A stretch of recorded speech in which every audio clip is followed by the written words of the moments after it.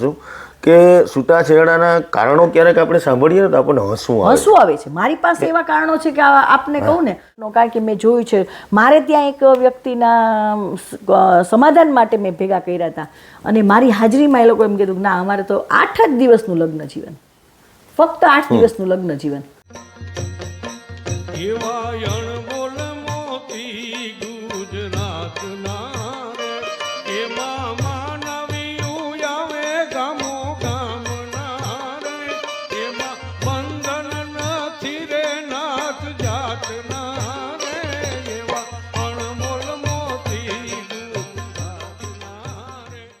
તો એ કોઈ પણ વ્યક્તિને એવું ન લાગવું જોઈએ કે આપણે એક સંસ્થામાં ગયા છે. અત્યારે પણ આપ તો ઘણી વખત મારા ઘરે આવી ચૂક્યા છો કે અત્યારે પણ અમારે દીકરીઓ છે, જેટલી પણ બેન દીકરીઓ મારી સાથે છે, એના બાળકોને આપણે ભણાવીએ છીએ, બેન દીકરીઓ સાથે છે, એ લોકોને પણ હું મોટિવેટ કરું કે તમે નાનકડો ઉદ્યોગ, હવે તો નાનકડા ઉદ્યોગ માટે પણ એ લોકોને પ્રોત્સાહિત કરતી હોઉં છું. ગવર્મેન્ટની જે કંઈ સહાય હોય છે એમાંથી એ લોકોને મદદ કરીને એની પણ આત્મનિર્ભર બને એવું ક્યાંક હું થોડી મારી મદદ કરીને એ લોકોને આત્મનિર્ભર બનાવું છું. મારું પણ હજી એક આગળનું એક સ્વપ્ન છે, પણ ઈશ્વરની ઈચ્છા હશે તો પૂરું થશે. કે એવું સ્વપ્ન છે કે બેન દીકરીઓ અને વૃદ્ધ વડીલો અને જે અનાથ બાળકો છે એના માટે એવું સરસ એક વસ્તુ બને કે જે લોકોને રહેવા જમવાની અને જીવન જરૂરિયાતની કોઈ વસ્તુની ક્યારેય જરૂર ન પડે. ફક્ત ને સ્વભૂરા મુંજા ચેરિટેબલ ટ્રસ્ટ આપે અને બાકીનું એ લોકો જે કંઈ કામ કરે એ એમના બેંકમાં જમા થાય, એવી એક મારી ઈચ્છા છે. પણ એ ઈશ્વરની ઈચ્છા. અને તમે જે દિલથી ધગસથી કામ કરો છો બેન, એમાં ઓટોમેટિક કુદરત પણ એમાં જોડાઈ જઈશ. હવે તો મારે એવું જ છે કે હું ખાલી વિચારું છું કે ભગવાન મારે આ કાર્ય કરવું છે, ત્યાં ઈશ્વર એની સહાય કરે છે મને. અને તમારો જે પ્રેમ છે, જે બધા પ્રત્યેનો ભાવ છે, એ અચાનક જ માણસને ખબર નહીં અહીંયા આવીએ ને એટલે અમને ક્યારેય એવું નથી લાગતું કે અમે બીજા કોઈ ઘરે આવ્યા, જાણે અમારું પોતાનું ઘર હોય એ રીતના જ અમે એનો જ મને આનંદ છે. મારો આ જ નિજાનંદ છે. મને લોકોને મળવું બહુ જ ગમે છે. અહીંયા પરણીને આવી 30 વર્ષ થઈ ગયા આ વિસ્તારમાં આવ્યા, પણ અહીંયા સાસરા જેવું મને પણ ક્યારેય ફીલ નથી થયું. કારણ કે ગામે ગામ જ્યાં પણ જાઉં ને તો લોકોએ મને એટલું, વડીલોએ પણ મને એટલી સ્વીકારી છે ને આમ આ ઘણા બધા ફોન આવે, ઘણા બધા લોકો ફોન કરે. હવે તો ઘણા બધા વડીલો અહીંયા આપણા આસપાસથી જે વડીલો છે ને એ અહીંયા આપણી પાસે રહેવા આવે છે કે ચાલો હિરલબા પાસે થોડાક દિવસ રોકાયા. અને પાછું એવું થાય કે અમુક જે બિરોધો છે ને એ ઓટોમેટિક મળતા હોય છે.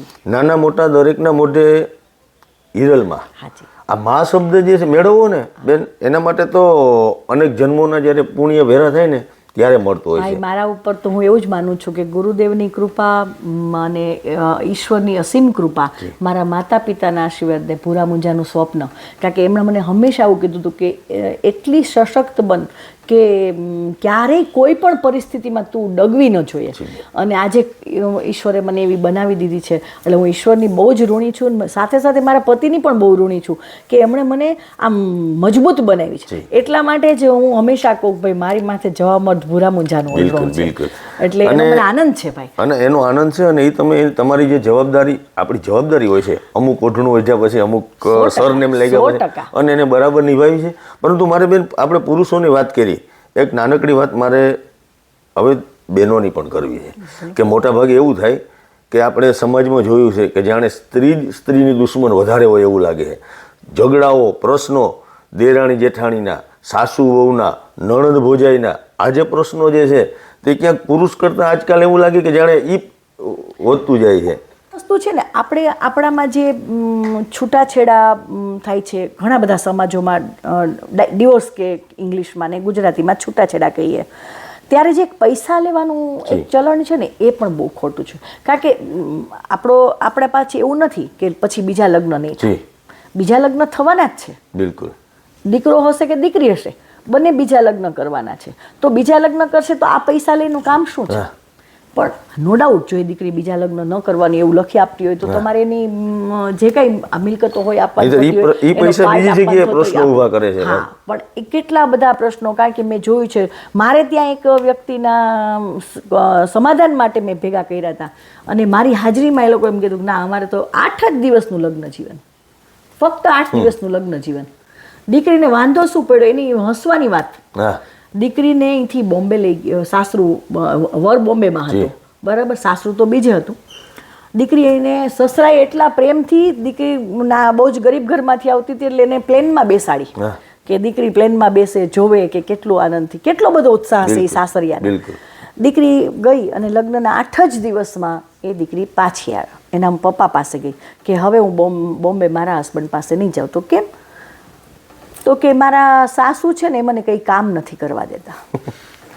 હું રસોડામાં જાઉં તો એમ કે હમણાં રે બેટા. મેં એના સાસુને કીધું તમને આમાં શું પ્રોબ્લેમ હતો? તો કે મને તો એમ થતું હતું કે એ બંને જણા સાથે હરે ફરે, એનો પોતાના ઘરને સમજે કે હવે અત્યારે લગ્ન કરીને આવી છે તો તાત્કાલિક શું કામ કરવાનું, કામનો બોજ નથી નાખવો, એટલા માટે હું કરતી હતી 8 જ દિવસમાં ભાઈ. બરાબર. પછી ફરીથી એમ કીધું કે ચાલો તું સાસરે રહેતો ખરી. તો એના સાસુ સસરા જ્યાં રહેતા હતા ત્યાં 2 મહિના રહેવા મોકલી. ત્યાં એને કામ પણ કર્યું, બધું કર્યું, અને તે 2 મહિના તો મહિનો દિવસ તો માંડ રોકાણી અને પાછી આવીને પછી કીધું કે ના મારે તો હવે ડિવોર્સ જ જોઈએ છે. તો કે હવે શું વાંધો છે? તો કે સાસુ સસરાનું કચકચ છે. પણ તો તું તારો વર જ્યાં એકલો રહેતો તો ત્યાં તારે રહેવાનું જ હતું. પણ હું એમ કહું કે વડીલોનું કચકચ ન હોય, એ લોકોએ શૂન્યમાંથી સર્જન કર્યું હોય. જે પરિવાર છે ને એના વડીલોએ શૂન્યમાંથી સર્જન કર્યું હોય. એટલે શૂન્યમાંથી સર્જન કર્યું હોય ને જ્યારે એ વસ્તુઓ ક્યાંક રફે દફે થતી હોય તો એક ઘરની સિસ્ટમને ઢાળવા માટે પણ કેવું તો પડે ને કે બેટા આટલી વસ્તુ નહીં રાંધવાની, આટલું આપણે આમ કરવાનું. એ શિખામણો છે ને એ દીકરીઓને નથી ગમતી. એટલે એનો મતલબ એ છે કે એ લોકો પાસે સહન શક્તિ નથી. બિલકુલ. યા તો સંસ્કાર ઓછા પડે છે. અને એ દીકરીને પણ એમ વિચાર નથી હોતો. અને મેં એવા કેટલાય માતા પિતાઓને પણ જોયા છે. મેં એક બીજો દાખલો દઉં કે જેમાં બંને બહેનો એક જ ઘરમાં હતી. બંને બહેનો, એક બેનને વાંધો પડ્યો મોટી બેનને, એટલે એ પિતાને ત્યાં જતી રહી. 15મે દિવસે નાની બેન કે હું આંટો મારવા જાઉં છું જતી રહી. અને પછી એ લોકોએ કોર્ટમાં ભરણપોષણ માંગ્યું. અને જ્યારે મેં સમાધાન માટે એ લોકોને કીધું ભાઈ બે બહેનો એક ઘરમાં જ કોઈ ઝઘડો નથી, નાનકડી વાત છે, આ હાવ નાનકડી વાત છે. આપણે આ કાર્યક્રમથી એક દીકરીઓને એક એવો મેસેજ આપશું, સંદેશ આપશું કે છૂટાછેડાના કારણો ક્યારેક આપણે સાંભળીએ ને તો આપણને હસવું આવે છે. મારી પાસે એવા કારણો છે કે આપને કહું ને તો અહીંયાથી મને એમ લાગે કે જાહેરમાં મને આવી રીતે ન બોલી શકાય, પણ આવા કારણો ઘણા છે. હું તો એક જ સંદેશો દઈશ, જો તમે મને કહેતા હોય કે શું સંદેશો, કે પહેલાં તો દરેક માતા પિતાની એ સલાહ છે કે તમારી દીકરી અને દીકરો એને સમકક્ષ ઉછેર કરો. આ પહેલી વાત. શું કામ કે દીકરાને વધુ ભણાવો, દીકરીને ઓછી ભણાવી, આ ન હોવું જોઈએ. એટલે દીકરો અને દીકરી સમકક્ષ હોવા જોઈએ. પણ દીકરીને સાસરે વળાવવાની છે, એને આજે ને તો કાલે લગ્ન કરીને એનું પોતાનું જીવન એને બનાવવાનું છે, ત્યારે એ દીકરીને એક એવા સંસ્કાર આપો કે એ 2 કુળને તારે. બિલકુલ. કારણ કે તમારા આપેલા જે સંસ્કારો હશે ને એ જ સામા ઘરની અંદરમાં જઈને ઉજળા કરશે. આપણે એવી કેટલી દીકરીઓ છે કે કેવું સરસ ઘર ચલાવે છે, કેટલી મુશ્કેલીઓ વચ્ચે ઘર ચલાવે છે. તો એ માતા પિતાને ખાસ એ કહીશ કે દીકરીઓને એવી તૈયાર કરો કે દીકરીઓ ભણતી હોય એટલે એનો મતલબ એ નથી કે રસોઈ ના કરે. દીકરીઓ ભણતી હોય તો એ મતલબ નથી કે ઘરના કચરા પોતા પણ ન કરી શકે. સ્ત્રી છે ને એને દરેક રોલ નિભાવવાનો છે જીવનમાં. ક્યાંક એવી પરિસ્થિતિ આવશે ને તો ઘરના કચરા પોતે એને કરવાના છે, રસોઈ પણ એને કરવાની છે. અને ક્યાંક એવી પરિસ્થિતિ આવશે તો ક્યાંક બીજે ઘરે કામ કરવા જવાની પરિસ્થિતિ પણ પેદા થઈ શકે છે. આપણને સમયની ખબર જ નથી, એટલે આપણી દીકરીને એટલી મજબૂત બનાવો કે ખરા અર્થમાં એ સ્ત્રી છે ને એ શક્તિ બને અને ગમે તે પરિસ્થિતિમાં એ લડી શકે એવી દીકરીને બનાવો કે આપણે કોઈની જરૂરત ન પડે અને એ પોતાના ઘરને ઉજળું કરે. પોતે હું એવું કહું છું કે સુષ્મા સ્વરાજની વાત કરીએ કે ઇન્દિરા ગાંધીની વાત કરીએ કે અનેક મહિલાઓ કે જે પોલિટિક્સમાં પણ હાઈ લેવલ, આજે વડાપ્રધાન પદે ઇન્દિરા ગાંધી, હું કોઈ રાજકીય પક્ષ સાથે જોડાયેલી નથી, હું જસ્ટ એક મહિલાની વાત કરું છું. તો કે ઇન્દિરા ગાંધી છે તો એને ભારતની વડાપ્રધાન બન્યા ને છતાં પણ એને ઘરમાં ક્યાંક રસોઈ પણ સંભાળી છે, ક્યાંક પોતાના દીકરાઓને સંભાળે છે, દીકરાઓને પણ સંભાળ્યા છે. આપણે એમના ઘણા બધા પિક્ચરો ને બધું જોયું છે. એવી રીતે અનેક મહિલાઓ. આજે સુષ્મા સ્વરાજ છે તો આપણને એમ લાગતું હતું કે સુષ્મા સ્વરાજ જે સંસ્કૃત બોલી શકે છે એ કોઈ ના બોલી શકે, પણ મેં જોયું કે સુષ્મા સ્વરાજના દીકરી અત્યારે ઇલેક્ટ થયા અને એને પણ સંસ્કૃતમાં જ્યારે બોલ્યા ને ત્યારે મને એમ થયું વાહ, આ કેટલો સરસ ઉછેર કહેવાય કે એ દીકરી પણ સંસ્કૃતનું એટલું જ જ્ઞાન ધરાવીને આવે છે. અને બેન, મેં એક બીજી વસ્તુ બહુ સરસ મજાની વાત મેં સાંભળી કે ક્યારેક દીકરા દીકરીનો ઉછેરની વાત થઈ તો દીકરાને થોડીક વધારે છૂટ હોય, ભલે એ ફરતો હોય, રખડતો હોય, અડધી રાત સુધી ઘરે આવતો હોય, દીકરીને એવું ક્યાંક એવું આર્ગ્યુમેન્ટ કરે છે મા બાપ આરે કે મને ભાઈ જેટલી છૂટ નથી મળતી. પરંતુ ત્યાં મેં એવી વાત એક સરસ મજાની સાંભળી હતી કે જે બહાર છે ને એની કિંમત નથી. આપણા દાગીના છે એને આપણે ખુલ્લામાં નથી મૂકતા, એને આપણે લોકરમાં રાખીએ કારણ કે એ કિંમતી છે, આપણા આભૂષણો છે. તો આ દીકરી પણ એવું આપણે કહી શકાય. દીકરીઓને છૂટછાટ બધી જ હોવી જોઈએ, હું એમ નથી કહેતી. મેં ન કીધું કે એને એજ્યુકેશન કે આ કે તે બધામાં સમકક્ષ હોવું જોઈએ, પણ જે આપે કીધું કે તિજોરીમાં એમ જ સ્ત્રીનું નારીત્વ અમૂલ્ય છે. અને એના માટે રાત બેરાત દીકરીઓ બહાર ફરે અને આજનો સમય પણ ખરાબ છે. કાં તો એ સ્ત્રી તમારી દીકરીને એવી બનાવો કે કોઈ પણ સામે લડી અને આવી જોઈએ એવી તાકાતવાળી બનાવો, તો તમે ભલે ને દીકરી રાત્રે જાય તો કંઈ વાંધો નથી, પણ નથી આપણી એ તાકાત તો પછી દીકરીએ પણ એટલું સમજવું જોઈએ કે મારી મર્યાદા ક્યાં છે. અને બેન, કાર્યક્રમના અંતમાં મને એક વાત મારી હજી મગજમાં છે અધવચ્ચેથી. તમે જે કાયદાની વાત કરી કે કાયદાનો ક્યાંક ને ક્યાંક દુરુપયોગ થાય છે, પણ જ્યારે કાયદાની વાત આવે ત્યારે તમારાથી વિશેષ એનું જ્ઞાન બીજા કોઈને ના હોય. મને એક સેજે સવાલ થાય છે બેન, ક્યારેય મેં જાહેરમાં વાત નથી કરી, આજે તમારી પાસેથી મારે થોડુંક જાણવું છે કે આપણા ઘરમાં કોઈ 5 વર્ષ રહે ભાડુઆત તો એનો હક થઈ જાય. આપણા ખેતરમાં કોઈ 5 વર્ષ એક ધારું સતત આપણું ખેતર વાવે એનો હક થઈ જાય. આવું બધું આપણે કાયદામાં સાંભળ્યું છે, જોયું છે. હવે દીકરો દીકરી કઈ વસ્તુ છે કે જેને આપણે 18 વર્ષ આપણે પાલન પોષણ કરીએ છીએ અને માવતર તરીકે આપણો કોઈ હક નથી એની ઉપર. પણ એટલે જ હું એટલું જ કહું છું કે આપણા સંસ્કારોમાં આપણે એને જે સંસ્કારો આપવાના છે, એ તો કુમળો છોડ હોય છે, જન્મે છે ત્યારે કુમળો છોડ હોય છે, પણ એનો ઉછેર કેમ કરવો ને એ આપણા હાથની વાત હોય છે, માતા પિતાના હાથની વાત હોય છે, એ પરિવારના લોકોની, સંયુક્ત પરિવાર હોય તો દરેકની વાત છે. પણ હવે કાયદા એવા છે એટલે એમાં આપણે કંઈ નથી કરી શકતા, પણ છતાં અત્યારે એવો કાયદો છે કે દીકરો કદાચ અલગ રહેવા વયો જાય ને તો પણ એને માતા પિતાને ભરણ પોષણ આપવું જ પડે, એ કાયદાની જોગવાઈ છે. પણ હજી એ જોગવાઈમાં જેમ દીકરીઓને સમકક્ષ ભાગ રાખ્યો છે એમ હવે દીકરીઓની ઉપર પણ સમકક્ષ કાયદો લાવવો જોઈએ કે દીકરીઓએ પણ માતા પિતાને ધ્યાન રાખવું. અને એવું પણ થાય કે ધારો કે જીવનનો સૌથી મોટો કોઈ તબક્કો હોય તો જીવનસાથી પસંદ કરવાનો, દીકરો હોય કે દીકરી, એમાં ક્યાંય માવતર ઇન્ટરફેર નથી કરી શકતા. અગર તો એ માવતરને પૂછવા પૂરતું નથી રહેતું, એમની સાઇન નથી જોતી, એની સલાહ નથી જોઈતી, એની બાબતે તમે શું કહેશો? ભાઈ, પહેલી વસ્તુ મેં એમ જ કીધું, ઉછેર એટલે તમે છે ને ઘરની અંદરનું કોઈ પણ પરિવાર હોય એના ઘરની અંદરનું વાતાવરણ એવું હોવું જોઈએ કે જે કોઈ તબક્કો આવે છે એની સાંજે પરિવાર એક ટેબલે ભેગો બેસીને ડિસ્કસ કરવો જોઈએ. જમવા બેઠા હોય તો હું પોતે એવું છે કે હું દિવસે કદાચ ગમે એટલી દોડાદોડીમાં છું, પણ રાત્રે મારે તો અહીંયા પરિવારમાં મારા ભાણીબા છે, બરાબર છે, મારા ભાઈ છે, તો અમે 3 રાત્રે બેસીને સાથે જમીએ કે અને ત્યારે ચર્ચા કરીએ કે આજે આખા દિવસમાં શું બન્યું છે, શું નથી બન્યું. કારણ કે દરેકને પોતપોતાની જાણકારી હોય છે, દરેકને એવું લાગવું જોઈએ કે આ વાત છે ને મારાથી ખાનગી નથી. આ પહેલી વાત. બીજી વાત કે ઉછેર અને પ્રેમ ભાવ એ એવો હોવો જોઈએ. ઘરમાં પતિ પત્નીનું જ વાતાવરણ એટલું દૂષિત હોય છે, કારણ કે મેં અહીંયા અનેક જગ્યાએ જોયું છે કે પતિ પત્ની ઝઘડા કરે, ગાળો બોલે, એ એટલું બધું એ જે તમે કરો છો નાનપણથી તો બાળક જોતું હોય છે, એટલે એ બાળક ત્યારથી જ ક્યાંકથી ડરેલું હોય છે અને એના મનમાં એક છાપ બેસી ગયો છે. પપ્પાને ખબર પડશે ને તો આમ થશે, કોઈક ઘરમાં એવું લાગે છે, કોઈક મમ્મીને ખબર પડશે ને તો આમ થશે. હું એમ કહું, પપ્પા મમ્મી અને સંતાનો બધાની વચ્ચે પ્રેમ એટલું સરસ હોવો જોઈએ કે એ બાળક ઘરમાં આવીને પહેલી વસ્તુ તો કહી શકવું જોઈએ કે મારે આ પાત્ર સાથે લગ્ન કરવા છે. ત્યારબાદ તમે એના પાત્રને ચકાસો, યોગ્ય હોય તો એને ન્યાય આપો, સામેવાળા લોકોને જાણ કરી અને વાત કરો. અને સરળ રીતે પતતું હોય તો આજના જમાનામાં દરેક લોકો મોટા ભાગે એવી રીતે હોય લગ્ન તો એ કરી દેવા તૈયાર હોય છે. પણ આપણે શું કરીએ છીએ, જ્યારે દીકરો દીકરી એવું લગ્ન કરવાની વાત કરીએ ત્યારે આપણે એનો વિરોધ કરીએ છીએ, ઘરમાં એટલા બધા ઝઘડા ને એવું બધું કરીએ છીએ. પછી અંતે દીકરો તો પગલું ભરે છે, પણ સાથે આપણી દીકરી પણ ઘરની બહાર ઉંમરો ઓળંગે છે, અને એ ઉંમરો ઓળંગ્યા પછી એ દીકરીની જિંદગી કેવી બનશે એ આપણને ખબર નથી હોતી.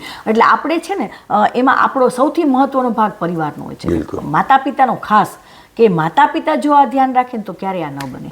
અને હવે જ્યારે બને છે ત્યારે હું ઘણીવાર એમ કહું છું ભાઈ સ્વીકારી લ્યો, હવે જે છે એને સ્વીકારો. શું કામ કે તમારી દીકરી તમારા ઘરે આવતી જતી હશે તો કોઈ પણ જાતનો પ્રોબ્લેમ નહીં થાય, તો એ કદાચ પોતાના દુઃખની કે સુખની વાત કરશે, અને એ સુખી હોય તો આપણે એને ડિસ્ટર્બ કરવાની જરૂર નથી, અને દુઃખી હોય તો યોગ્ય કારણ ગોતો કે યોગ્ય કારણ છે દુઃખ માટે તો એનો રસ્તો કરો. ખૂબ સરસ મજાની વાતો બેનારી કરી છે, અને પુરુષો અને સ્ત્રીઓ બંને થોડું થોડું સમજી કુછ તુમ ભી બદલ કર દેખો કુછ હમ ભી બદલ કર દેખે, આ માહોલમાં બધા થોડા એકાબીજા સમજી અને આ સંસારનો જે ગાડું છે, જે રથ છે, તે વ્યવસ્થિત ચાલે અને સાથે સાથે માત્ર પતિ પત્ની જ નહીં, મા દીકરા તરીકે, ભાઈ બહેન તરીકે, દેર ભોજાઈ તરીકે કોઈ દરેક પણ સંબંધો સંબંધ જે છે ને એ સંબંધો હવે ઘણી વખત એક છેલ્લી વાત હું પણ કહી દઉં કે જ્યારે દીકરી વહુ બનીને આવે છે ઘરમાં, ત્યારે કેવું થાય છે પરિવારનું વાતાવરણ પહેલા તો બધું બહુ સરસ હોય, પણ પછી કેવું થાય કે પૈસા આવે, દાગીના આવે, તો માં છે ને રોજ પોતાની દીકરી સાથે વાત કરતી હોય પણ પેલી વહુ સાથે વાત ન કરે. હવે હું એ માને પણ મને એવું લાગે કે એ માં પણ એક દિવસ તો આ ઘરમાં વહુ બની જ આવી હતી, તો એ વહુ બનીને આવી ત્યારે એને પણ લાગ્યું હશે કે મને મારી સાસુ કદાચ દીકરી તરીકે નથી સ્વીકારતા. તો જે ભૂતકાળમાં તો એવું હતું કે સાસુ વહુનું, અત્યારે તો એવું છે નહીં. તો એ માએ પણ પોતાની પુત્રવધૂને પોતાની દીકરી સમજી અને એની સાથે રહેવાનું શરૂ કરવું પડે. અને એનાથી કંઈ પણ ઘરમાં જ્યારે જુદારો થશે તો પછી એ પુત્રવધૂ તમારી સેવા પણ કેમ કરશે? એટલે એ પણ પ્રશ્ન એટલો જ વિકટ છે. એટલે બંને પક્ષે દીકરો પરણાવીને દીકરી જ્યારે લાવો છો ત્યારે એને દીકરી તરીકે સ્વીકારો, અને દીકરી પરણાવો છો ત્યારે દીકરા જમાઈને દીકરા તરીકે સ્વીકારો. આમને સામને જ્યારે આપણે એકબીજાને દિલથી સ્વીકારશું ને તો હું એવું માનું છું કે દુનિયામાં પ્રેમ છે ને બહુ મહત્વનો છે. તમે જે આપશો ને એ જ તમે લેશો. હું અહીંયા મારા ઘરે જોઉં છું કે અત્યારે મારી પાસે મારા ખુદના પરિવારના કોઈ સભ્યો બીજા છે નહીં, બરાબર. આ જે દીકરીઓ છે, આ વૃદ્ધ વડીલો છે, બરાબર, આ બાળકો છે, અને આજે આખો સમાજ છે જે મને માં કહે છે, બરાબર. મેં તો કોઈને કીધું નથી કે તમે મને માં કહેજો, પણ બધા જ મને માં કહે છે. પણ એની સામે શું છે, મારે પણ એ રીતે કંઈક આપવું પડતું હશે ને. બિલકુલ 100%. બરાબર. રાત્રે કદાચ અડધી રાત્રે પણ તમારો ફોન આવ્યો હોય, દાખલા તરીકે એમ કહો માં આ તકલીફ છે, તો એ વખતે મારો ફોન પણ ઉઠ્યો હોય ને મેં તમને રસ્તો પણ કરી આપ્યો હોય, તો એ છે ને એ બહુ મહત્વનું છે. એટલે દરેક સંબંધોની અંદરમાં બસ તમે જે આપશો એ લેશો. એટલે હું તો એટલું જ કહું છું કે દુનિયામાં નફરત ફેલાવાના બદલે ફક્ત પ્રેમ દ્યો અને પ્રેમ લ્યો. અને મોટા ભાગે જગાતે ચલો, પ્રેમ કે દુનિયા બહાતે ચલો. અને બેન, મોટાભાગના 80% જે પ્રશ્નો છે ને એ તો માત્ર એક હાવ નોર્મલ પ્રશ્નો છે. 10-20% એવા હોય કે જે અઘરા પ્રશ્નો હોય, જે સોલ્વ ના થઈ શકે એવા હોય. બાકી 80% પ્રશ્નો તો ખાલી વાતચીતથી પતી જાય ને. પ્રશ્નો હોય છે. આમાં કેવું છે કે મને ગમતું ન થાય ઈ મારું દુઃખ, અને મને જે ગમતું થાય ઈ મારું સુખ. હવે એમાં આવી જાય અહમની લહેર. એટલે ઈ અહમને પોષવા માટે જ અમે અહીંયા સંસ્થા ચલાવીએ છીએ કે બંનેનો અહમ અમે છે ને અહીંયા પોષી લઈએ. અમે નમ્ર બની જઈએ અને બંને પક્ષને કહીએ કે ભાઈ આજ મારા તરફથી હાલ ભાઈ તને કહી દો, તું સોરી કહી દે. આવી નાનકડી એક સોરી કહેવાની જરૂરત છે દિવસમાં. જો તમને સોરી પ્લીઝ, મહેરબાની કરીને, એટલે કે પ્લીઝ, બરાબર, આ સોરી ને પ્લીઝ અને આભાર, થેન્ક યુ, 3 વસ્તુ જો તમને બોલતા આવડે ને તો કોઈ વસ્તુ, કોઈ જે ઝઘડો નથી રહેતો. બીજી વાત કે ભલે ઘરમાં નાનકડો ઝઘડો થયો પણ એની 5 મિનિટ પછી એ ઝઘડાની કોઈ અસર ન હોય તો ઘરમાં કોઈ મોટો ઝઘડો નથી. અને બીજું કે સ્ત્રી કે પતિ પત્ની છે પણ કોઈકની દીકરી છે, તમારા ઘરે તમે લાવ્યા છો, તમારી જીવન સંગીની બનાવીને લાવ્યા છો, તો પુરુષની પણ એટલી જ જવાબદારી છે કે એને પોતાની પત્નીનું અપમાન ન થાય, એને ગાળાગાળી ન થાય. એ તો સ્ત્રીની માટેની માન્ય તમારે આદર આપવો જ પડે. અને આદર આપશો તો જીવન બધાનું સુંદર છે. અને સ્ત્રી અને પુરુષ બે સરખા જ છે. અહીંયા સ્ત્રી સશક્તિકરણની વાતો તો આ ક્યાંક 1911માં કોઈ મહિલાઓ પોતે પોતાના હક માટે લડી કે અમને કેમ પગાર ઓછો મળે છે, કેમ અમને સમોવડી ગણવામાં નથી આવતી, એ બધાના કારણે આ સ્ત્રી સશક્તિકરણ એટલે કે 8 માર્ચ મહિલા દિવસ તરીકે ઉજવાય છે. પણ આપણે ત્યાં તો છે ને ભાઈ 4-5 હજાર વર્ષથી આમ ગણો તો કૃષ્ણ રાધા, કૃષ્ણના સમયથી, રામના સમયથી, મહાભારતના સમયથી સ્ત્રી આઝાદ જ રહી છે, આઝાદી મળી છે. અને એમણે એનો સદુપયોગ પણ કર્યો છે. તમે દરેક સ્ત્રીની વાત જો બહુ સરસ વાત માએ કરી કે હું પોતે એનો સાક્ષી છું કે ગમે ત્યારે કોલ કર્યો છું, માએ કીધું છે કે આ કામ છે કે તમને કલાકમાં ફોન કરો એટલે કલાકમાં ફોન આવે છે. એનું અને સરસ મજાના નિરાકરણો, એ આપણે કેમેરા ઉપર વાત નથી કરવી, પરંતુ અમને એમના પરિણામો મળે છે અને સારા પરિણામો મળે છે. બેન, આજે પણ 15 મિનિટનું કહીને બેનને અમે એમનો સમય લીધો છે અને ઘણી વખત ખૂબ બધી વાતો કરી છે અને બેને ખૂબ પ્રેમથી અને વ્યવસ્થિત અમને જવાબો પણ આપ્યા છે. બેન, તમે જે કાર્ય કરો છો, આટલું બધું મહિલાઓ માટે કરો છો, દરેક સમાજ, તમે કીધું 53 સેવાઓ ચાલે છે અને એ સેવાઓ અવિરતપણે ચાલતી રહે. અને ભવિષ્યના જે તમે સપનાઓ જોયા છે એમાં પણ તમે ભગવાન દ્વારકાધીશ માતાજી બધાને સહાય કરે અને સારું કાર્ય આપણે સારા કાર્ય માટે વિચારીએ. અને આમે ઈશ્વરનો નિયમ છે કે તમે જો ઈશ્વર માટે વિચારશો ને બીજા લોકો માટે વિચારશો ને તો ઈશ્વર તક આપે જ છે. જેમ ઇલેક્શનમાં કહીએ છીએ ને કે એક તક અમને આપજો, અમે ઈશ્વરની પાસે પણ એક તક માંગીએ છીએ, ઈશ્વર આપે છે. અને બસ એ જ રીતે ઈશ્વરના પ્રતિનિધિ તરીકે સેવા કરીએ છીએ અને કરતા રહીએ. બસ આપણામાં હું પણ ના આવે, અહમ ના આવે ત્યાં સુધી ઈશ્વર એના પ્રતિનિધિ તરીકે આપણને ગણશે અને આપણે રહીશું. ખૂબ આભાર બધે બેન તમારો પણ. અને અમારા કાર્યક્રમથી એકાદ પરિવાર, બહુ વધારે આપણે ટોળાઓની આશા નથી રાખી, એક બે પરિવાર કોઈ થોડી ઘણી વાતચીતથી એમના જે પ્રશ્નો જે છે આપણા કાર્યક્રમથી કદાચ એનો ઉકેલ આવી જાય, એ પરિવાર તૂટતો બચી જાય તો આપણે જે મહેનત કરીએ છીએ એ લેખેલા છે. આપના માધ્યમથી એક વાત કહેવા ઈચ્છું છું કે કોઈ પણ પ્રશ્ન હોય ત્યારે મારો દરવાજો ખખડાવજો. વાહ. અને કોઈ પણ નિર્ણય, અઘરો નિર્ણય લેતા પહેલા મને એક વખત મળજો.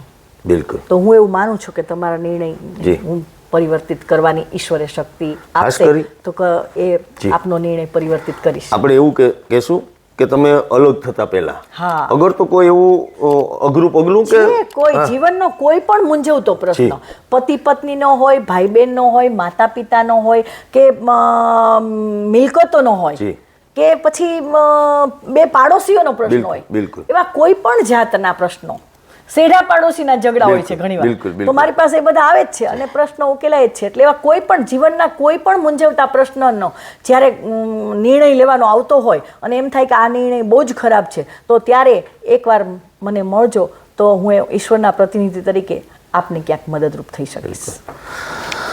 બધાનો ખૂબ આભાર બેન, તમારો પણ ખૂબ આભાર. અને ફરી પાછા કોઈ નવા વિષય સાથે, નવી વાત સાથે ફરી મળશું. ત્યાં સુધી જય માતાજી. જય માતાજી.